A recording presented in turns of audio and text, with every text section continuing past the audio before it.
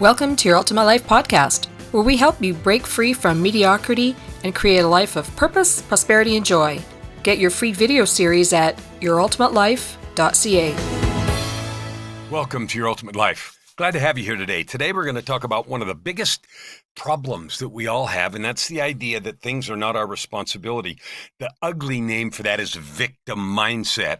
Do you have a victim mindset?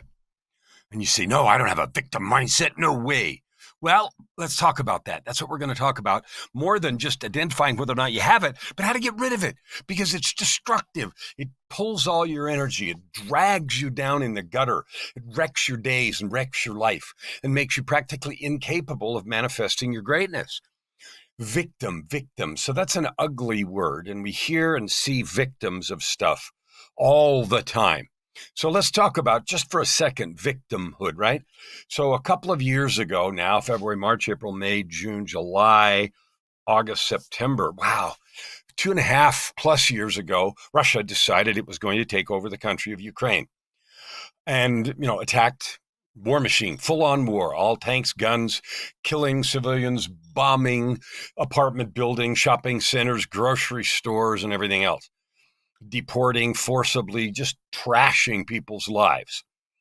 That's created millions of victims. Some 10 million people out of about 45 fled the country. Think of that, 25% practically, or 22% or something, of the population left the country. Now, some have come back, and I don't know where the number is right now, but millions upon millions have left.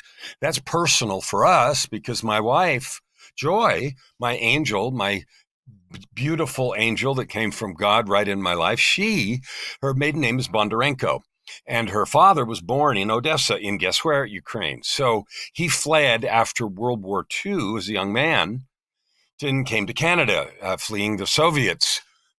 Not even the Germans. After World War II, they were fleeing the Soviets as they began to take over and consolidate power on what eventually became all of the satellite countries in the US and the USSR.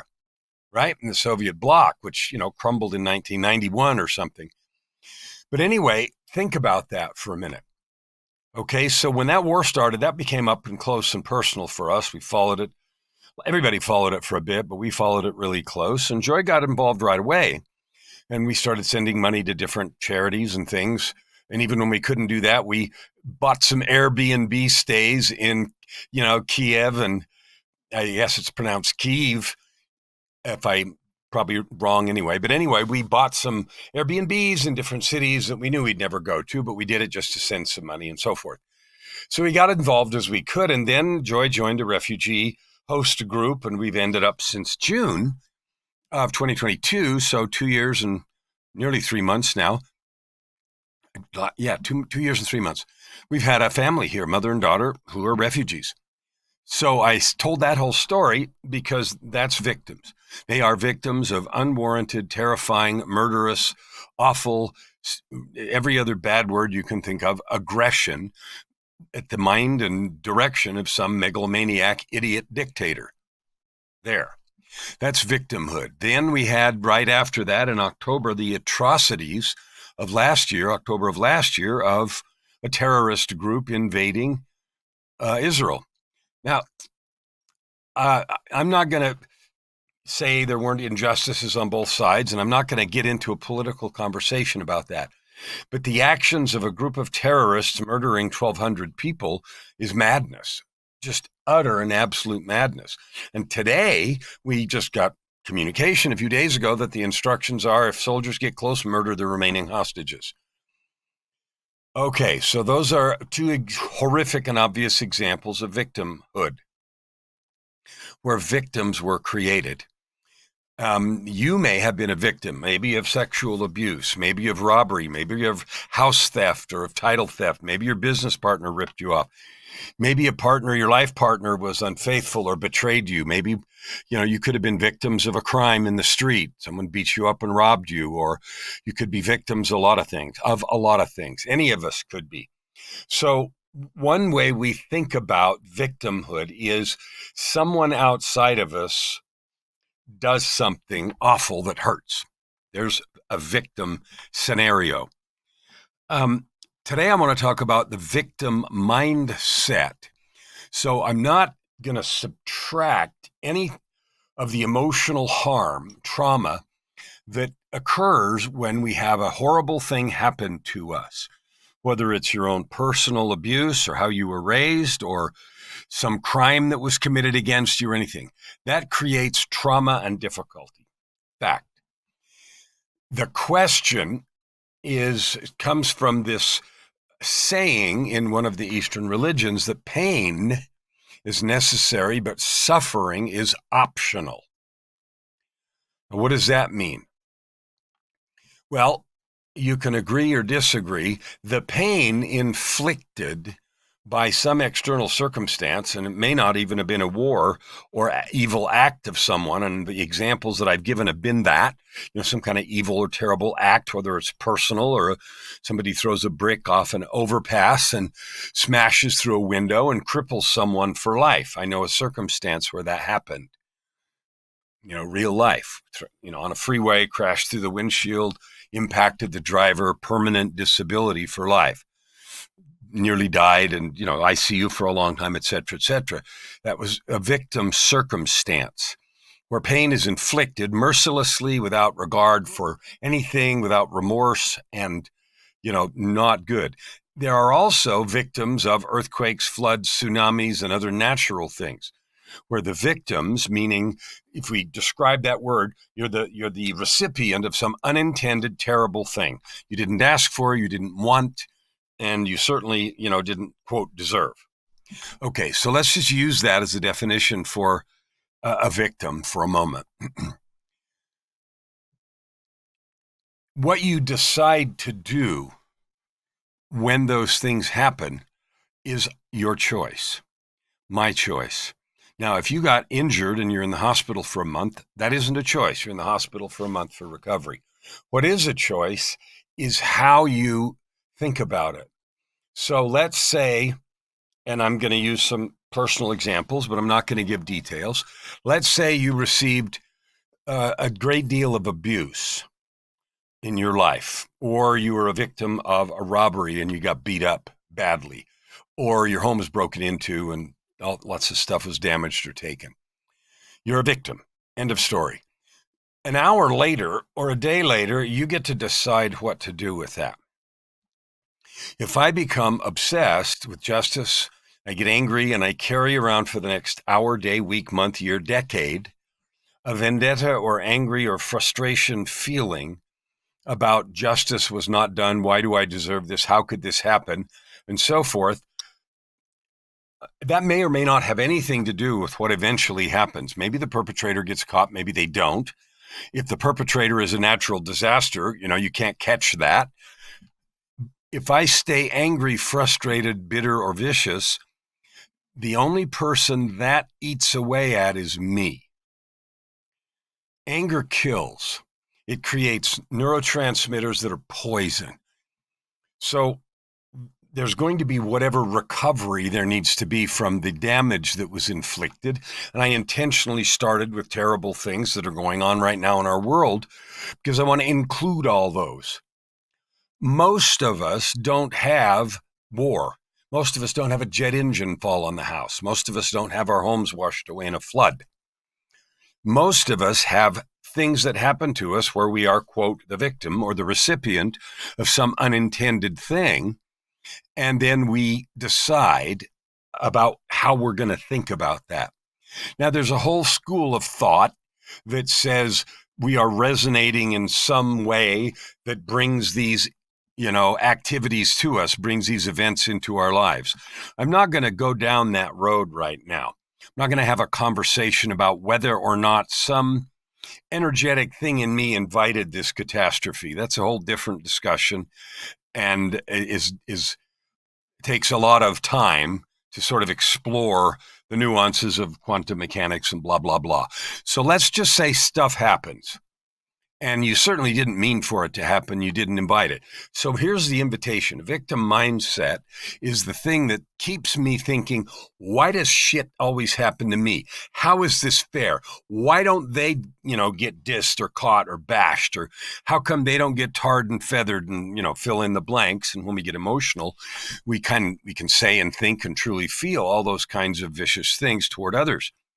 Not that some punishment isn't, appropriate, but we're not responsible for meting that out.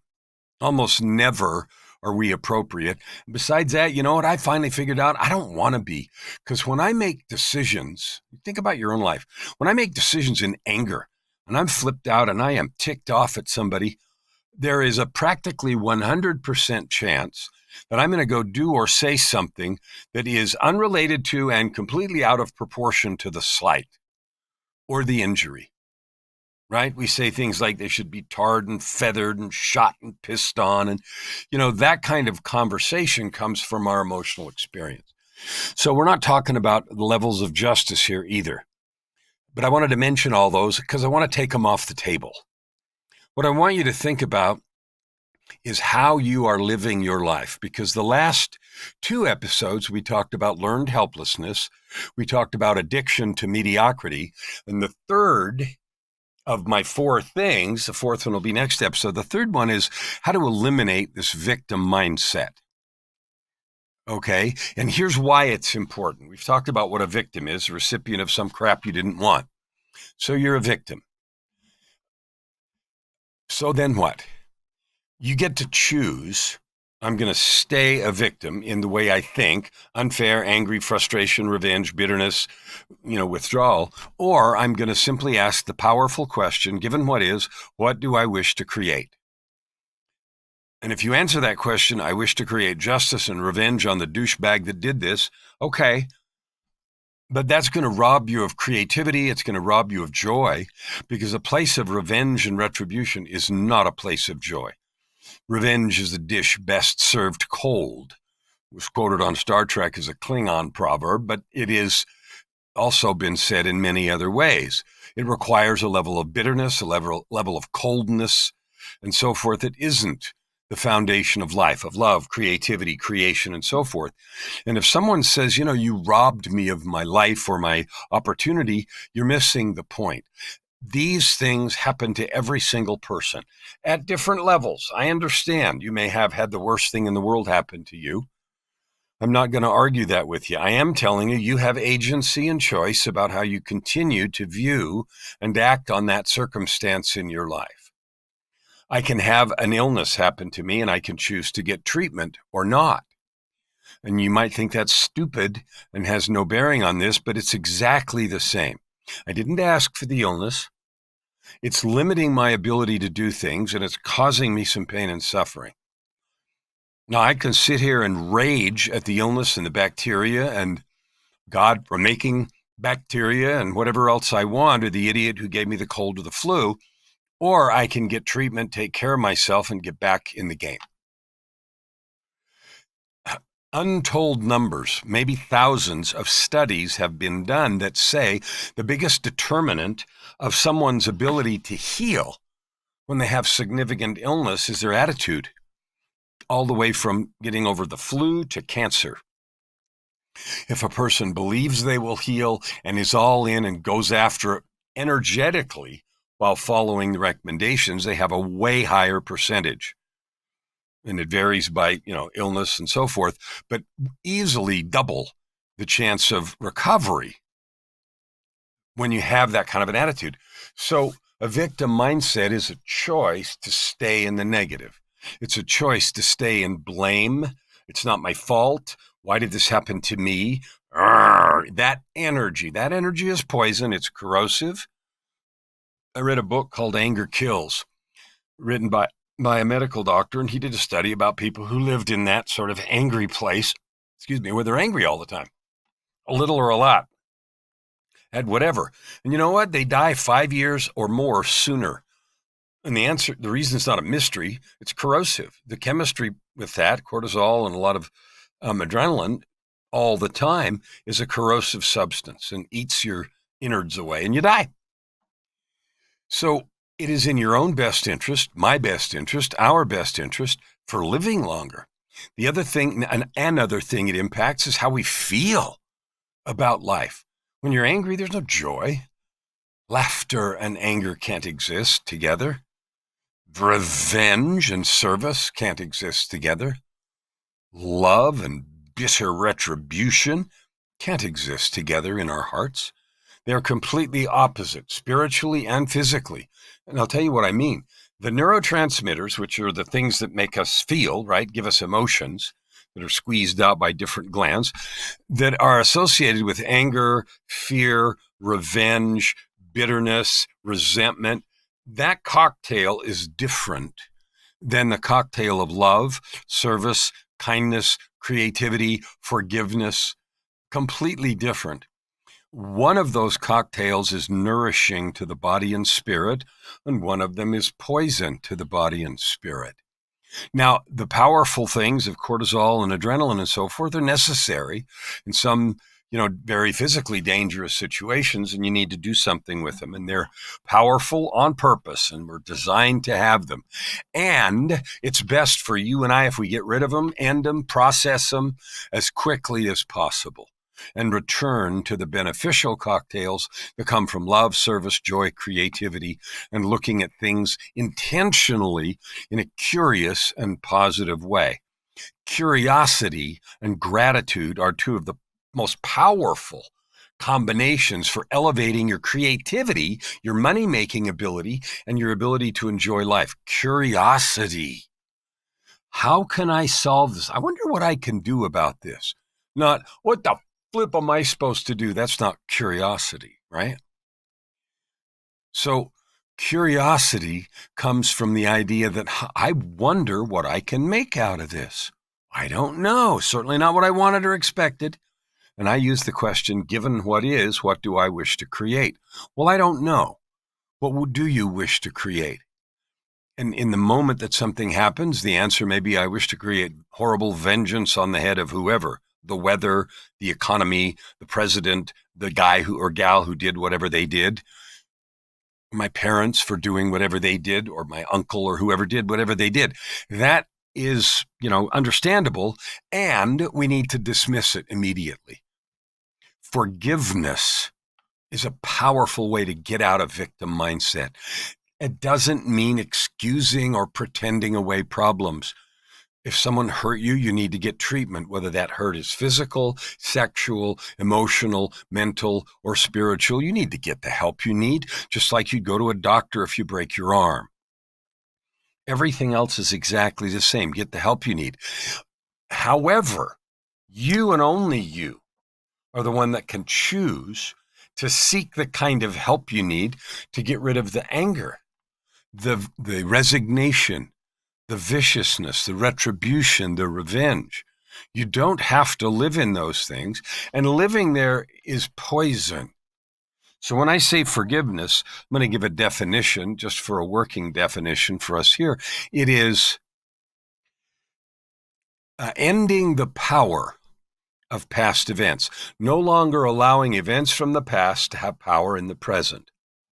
Now, if someone did something to me, I was in an accident, some drunk driver hit you or me, and we are hurt. And so you have a limp forever, for the rest of your life. Well, you can't end the power of that limp, but you can end the emotional power. That's the key. Anger and victim mindset is an emotional choice. And it is an emotionally limiting choice. It stunts your growth. Hear that. It stunts your growth. And if you're okay with that, you want to live in a sort of stunted growth universe, well, you're free to do that. But it limits your ability to make money. It limits your ability to add good to the world. It limits your ability to love yourself and others. It makes you a grumpy-ass person to be around. It limits your relationships creation ability. It limits your ability to love and serve. And so if that's the kind of life, you want to have, you can have it. But what I'm offering is a different perspective. There's something else available, because you can have happiness. So I talk about, Your Ultimate Life, and you see on the screen I've got it twice, Your Ultimate Life, www.yourultimatelife.ca. And at that website, you'll see 5 master keys to create your ultimate life. Now, as always, I use 3 words: purpose, prosperity, and joy. My ultimate life is the life I live. I live a life of absolute purpose.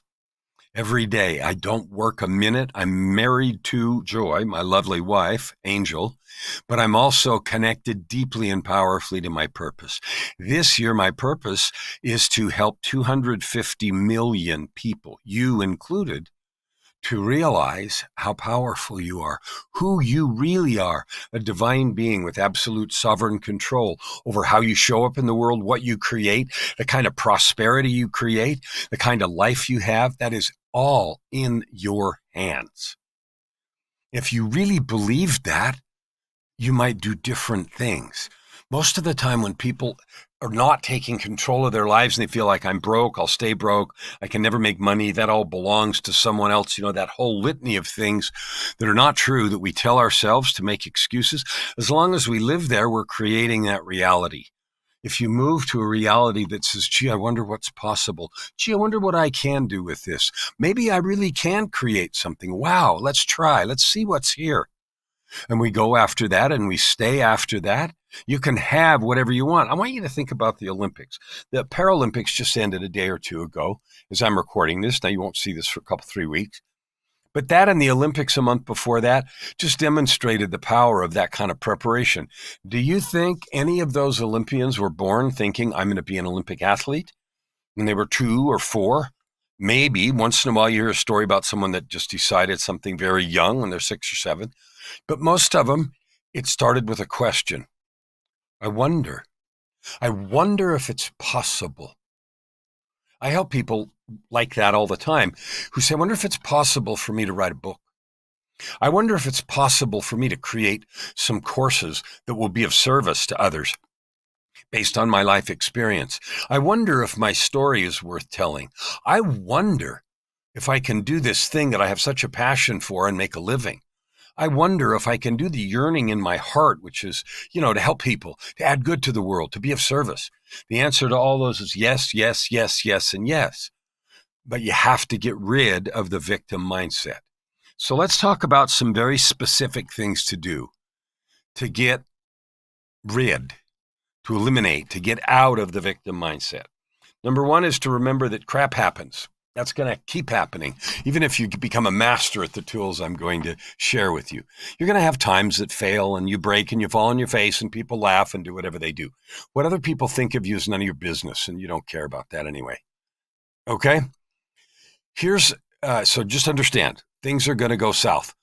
Sometimes a lot. Sometimes not very much, and it seems like the world is at your feet. Okay. But let's talk about when things happen. Maybe they're old wounds, trauma that hasn't been healed. Your little child trauma that's still surfacing and bubbling and burning things down. Or maybe it's recent, or maybe it's economic reversal or other kinds of things. Here are some tools. Number 1, remember. Remember you have control. Pain is what it is. Suffering is optional. You get to decide if you're going to continue to suffer. I'm thinking of that guy Christopher Reeve, who played Superman in some of the early movies.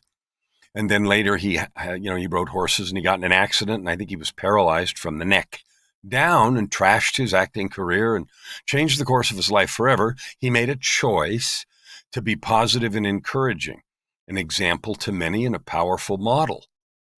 He could have just as easily have chosen to be pissed off. Why did this happen to me? It's ruined. My life is over. He could have easily made that choice, and many do. But he didn't have to, and he didn't. You've heard the stories. I had the story a couple of Olympics ago, Winter Olympics, not the last one, but the one before, I think, where there was a guy, a snowboarder, crashed into a tree, trashed his life. Told he would never board again. He was back at the Olympics and won a silver medal. We write stories and make movies about those people. You are one of those people if you want it. There's nothing different about me or them or anyone else. I came out of depression, suicide attempts, addictions, failures, all over the place. Today, I live that ultimate life, purpose, prosperity, and joy. It's not an accident, and it didn't come in an Amazon box. So number one, remember, you are sovereign. You have control. Number two, how long you stay in the mode of suffering is up to you. Now, no judgment. If you stay there an hour, you stay there an hour. If you stay there a month, you stay there a month. If you stay there a year or a decade, you do. Here's the key. You're free at any time to change directions. No one is keeping you glued to the direction you're going. If the direction you're going is producing that negative cocktail of depression, resignation, give upness, I can't do this, frustration, and all of the rest of the words, if your current attitude is producing that, because circumstances don't produce that. Our thinking is the only thing that can produce that neurochemistry. Hear that. That is a massive revelation. Only our thinking causes that chemistry. Circumstances don't cause it. Anything can happen around us. It's what we believe about that thing that causes those glands, organs to secrete the misery and the pain and the struggle and the suffering. So we get to control that. Think about that kind of revelation. Okay. Another one that I talk about all the time, and I use it with clients too, is just notice the little phrase, notice and choose. So if you find yourself angry, frustrated, feeling resigned or negative, notice it. Wow, look how I'm feeling. Where, and then you can go down a little road of things. Where is that in my body? Maybe it's in your stomach. Maybe it's in your neck. Maybe it's in your upper back. Maybe your shoulders are tense. Just sit quietly. So sit down in a chair or on a bench or on the floor or on your bed and breathe and just notice where that feeling is. Close your eyes and put your consciousness next to it.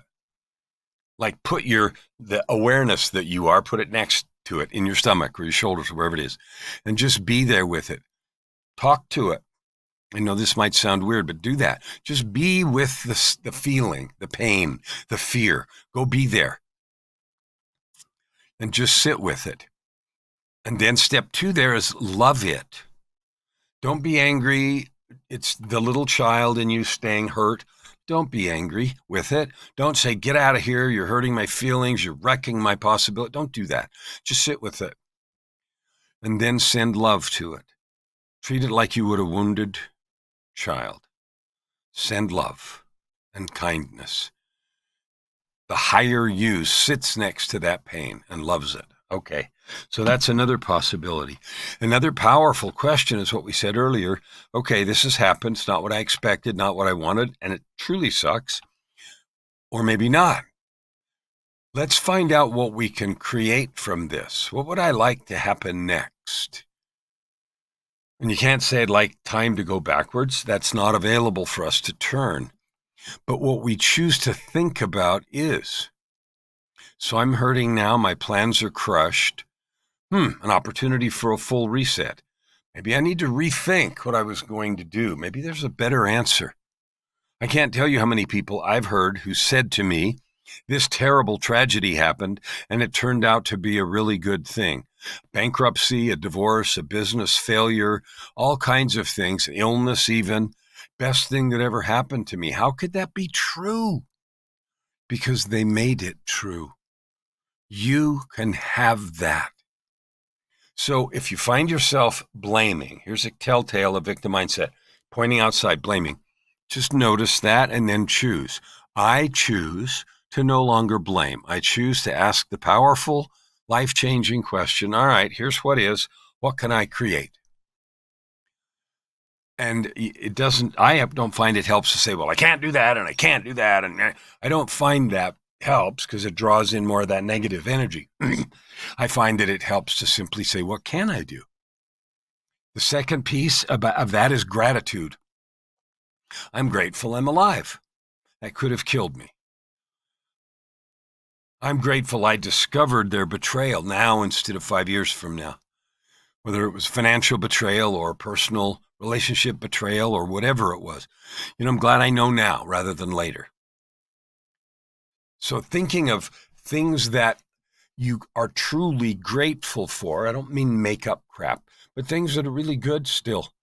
You're alive. You're grateful you found that out. You're grateful that you have the presence of mind to even be asking these questions. How many people do you know that get caught up and locked up in that blame and anger and then just act out of that place? That almost never produces anything valuable, and it often produces crap we got to go clean up afterwards. You know what I mean? Actions or language or behaviors that are destructive. And then we look at it later and go, ugh, I shouldn't have said that or done that. So victim mindset, if you're blaming, you're in it. If you're looking for revenge, you're in it. If you're looking to get back at someone or to get even or any of that kind of stuff, you're in a victim mindset. If you're depressed and saying, I can never get past this, you're in a victim mindset. And all of the related things. That's victim mindset, victim mindset, victim mindset. Now, what you do when you discover that is up to you, because that's the notice part. Notice and choose. You may be helpless at the moment to do a certain thing, but there's always something you can do. You can always look for help. That was my biggest failing. I didn't get any help with my depression and my self-sabotage and my destructive behaviors until I was in my 50s. I didn't think I should, thought I should be able to handle it on my own. And I didn't. I thought I was embarrassed. I struggled. I didn't want to. All of those stories that you know. But I could have, at any time, I could have gone somewhere and, just begun seeking help, even if it failed the first 1, 2, 3, 5, 10 times. If I just said, I'm not staying like this, I don't know where to go, I'm going at it. I'm going out of here. So your reality is yours to create. No one's coming to create your life. You're going to create it with action or inaction. You're going to create it with victim mindset. And of course, the opposite of that, eliminating it, is the owner mindset. You own your life unless you abdicate, in which case everybody else owns it and they will use you up to their advantage.